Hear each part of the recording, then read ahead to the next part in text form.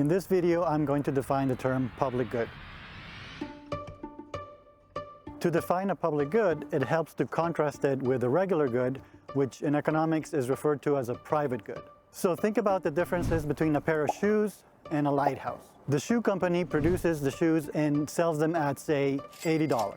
If you are unable or unwilling to pay $80, you don't get to use the shoes. And once the shoes are sold and being worn, no one else can use those same shoes at the same time.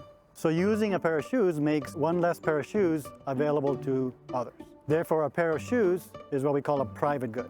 Now think about the lighthouse. Once that light is on, no ship at sea can be prevented from seeing it or using it.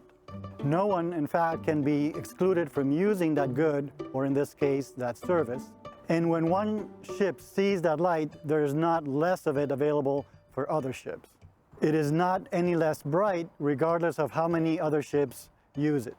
A lighthouse is a classic example of a public good. Comparing these two goods highlights the differences between them that define what a public good is.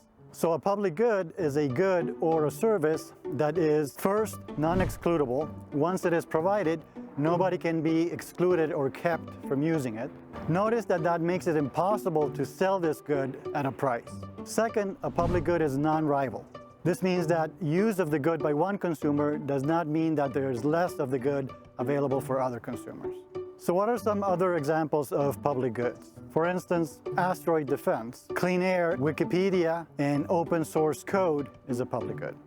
Finally, and currently of interest to everybody, note that individual COVID vaccines are private goods.